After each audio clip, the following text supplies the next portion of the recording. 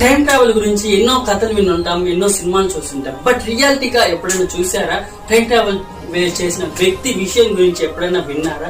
అయితే ఇది వినండి. 1980లో స్పాన్ లో ఒక జరిగిన యథార్థ సంఘటన ఇది. అదేంటో తెలుసా?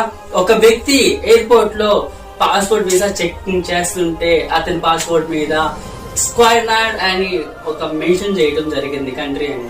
ఆ కంట్రీ తీరా చూస్తే ప్రపంచంలోని ఏ కంట్రీ, ఏ స్టేట్ లో కూడా ఆ పేరు అనేది లేదు.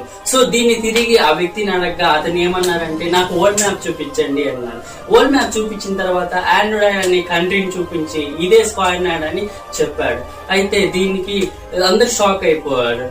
ఆయన్ని తిరిగి ఒక హోటల్ రూమ్ లో పెట్టగా అతను ఒక మాట అన్నాడు, మాకు 10,000 సంవత్సరాల నుంచి ఇది పిలవటం జరుగుతుంది, ఇక్కడ మాత్రం ఆండ్రాయిడ్ ఉంది, అసలు మీరు నన్ను ఏం చేస్తున్నారు అని బలవంతంగా ఒక హోటల్ రూమ్ అయితే పెట్టడం జరిగింది.